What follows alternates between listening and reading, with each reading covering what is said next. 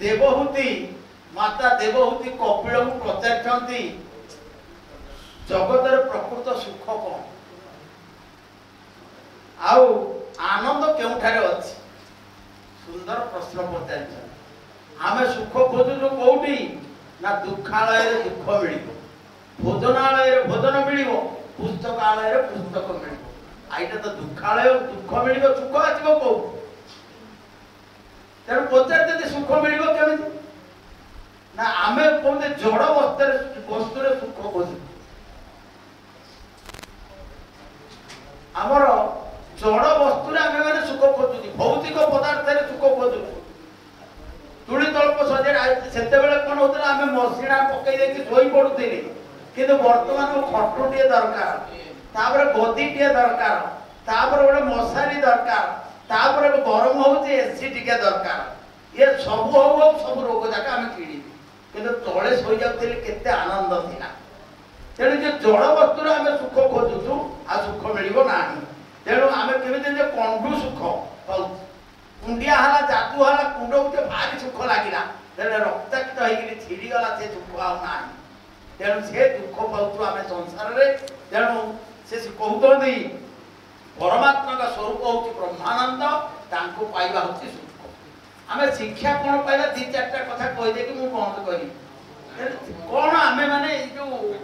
शिक्षा पाइबा समाज शिक्षा आपण माने लक्ष्य करंतु गज उदाहरण आम बीच मु सब कहबिनी गज उदाहरण गज कौन कला मदोन्मत है आमे मदोन्मत जदि हेबा गर्व आजकल तो मद बने तेरे गर्व मद माने नाली पानी पी देले आ संसार रे किछि बुरु ना सब ओळिया आइ जाउ मदोन्मत जे हबो ताको कुंभीर टाणिनो गोड़ काळ कुंभीर हला काळ गज हला जीव तेनु जेते बेले से मदोन्मत होइकरी 100 हस्तिनी को सहित जल क्रीड़ा करू तेणु जेते कामिनी कांचनर मोहर पड़ी मदोन्मत हवा से काल गोड़ को निज टाणी तेणु कौन करेंगे सब समुद्र मंथन विषय समुद्र मंथन कौन ना मंदर पर्वत को बासुकी दौड़ी रे टाणिले देवता असुर तेणु शरीर हला आमर हला समुद्र मन हला मंदर पर्वत मन रूपक मंदर पर्वत प्रेम रूपक दौड़ी रे जदि आमे टाणीमा मंथन करिबा एक पाखे दैवी संपन्न व्यक्ति अपर आसुरिक शक्ति आम भितर अछि दैवी संपद आसुरिक संपद टोना टणी हेले मन कोन चंचल भाई खसी जाउची पानी भीतर रक्षा करिवो किए से ना प्रभु कोन कले ना कच्छप रूप रे से मंदर पर्वत को टेकी के धरले सेबति जदि आम मन तळ को खसी जाउची आमे कोन करिया दैवी संपन्न व्यक्ति को करी आमे भगवान को डाकिबा डाकिले भगवान हमको कहले जोग क्षेम पहाम्य मो निज तुमको रक्षा करबी तेणु यही भली भाव रे आमे शिक्षा पाउचे कोठू तापर अछि बळी बामन चरित मन रखन बळी तंग ना काई की हैला ना जहार गुरु शुक्राचार्य अछि हैला बळवा शुक्राचार्य अर्थ कोन जे ब्रह्म को रक्षा करे जे ब्रह्मचारी सी हूँ बलवान तेणु बड़ी सी बलवान जे ब्रह्मचर्य रक्षा करे जे प्रहलादर वंशधर सी जीव पाखक परम आस परम बामन आसिले मागिले कौन 3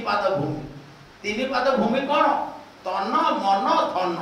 ये तन मन धन जी देदेव भगवान को समर्पित करदेव भगवान ता द्वारपाल हो तेणु बड़ी को द्वार भगवान द्वारपाल दिए भगवान द्वारपाल हेबारु आसिगले लक्ष्मी मध्य ताके संगे आतिले कोदि कोदि दी जन का तेणु जे तन मन धन भगवान को समर्पित करदेव तेणु यही भली जो अच्छी भागवत रे भागवते विद्वान परीक्षा विद्वान मान को परीक्षा करा जिवो भागवत ग्रंथ ये सहज कथा न व्यासदेव जहाँ लिखिदेली जगन्नाथ दास जहाँ लिखि जाती ता भीतर जो पद अच्छी ताको बुझिबा भारी कष्ट तेणु जो कथा कहते सब जाक गोटी अच्छी प्रत्येक स्थान रे आमे शिक्षा पाइबा अछि समाज को शिक्षा अछि समय नाही बहुत गुड़िया अच्छी कहवाई तेणु आमर समय होगा तेणु वर्तमान मु धन्यवाद अर्पण करने आमर सभ्य पद्मलोचन साहू को निमंत्रण करुचे से धन्यवाद अर्पण करुचे। जय जगन्नाथ। आमरी सत्यर आज ये अधिवेशन तो अन्य दिन मान बहुत सरगरम है भाई जना पड़ी बड़ा आनंदर विषय। यही भागवत चर्चारू आम आज जहाँ शिक्षा कले समस्ते जदि आम यहाँ मानिकी चढ़ा तेज ये संसार को चलीजा। भागवत हूँ चारोटी अक्षर जहाँ कहते भागवत चारि अक्षर भाव ज्ञान ब्रह्म तत्वर सार। यही भाव भक्ति ज्ञान आ तत्व यही चारोटी जिनिस को आम संपूर्ण रूप से जदि मानिकी चढ़ा ताले भागवतर आज जो समाज शिक्षा आलोचना प्रसंग रही आमको यही जीवन अति सुखरे अतिबाहित कर। आज जो माने यही मंच उपरे बसी भागवत चर्चा करिसंती अति उत्तम भाव में प्रथमे से आमर सत्य तरफ हार्दिक अभिनंदन कृतज्ञता ज्ञापन करुच्छी। एवं सम्मुखें जो मैंने ज्ञानी गुणी व्यक्ति मैंने आज एठारे उपस्थित रही भागवत यही तरम वाणी को श्रवण कर समस्त को धन्यवाद अर्पण करुच्छी। आ रोटारी क्लब यही भाई जो आज आमरी सत्य यही परिवेश को आज गृह एवं समस्त किसी आमको परिवेशन करने धन्यवाद देउछि। आउ सर्वशेष मोर कैमरा भाई की आरंभ शेष पर्यंत समस्त आमर विषय वस्तु गुड़ी को कैमरा धारण कर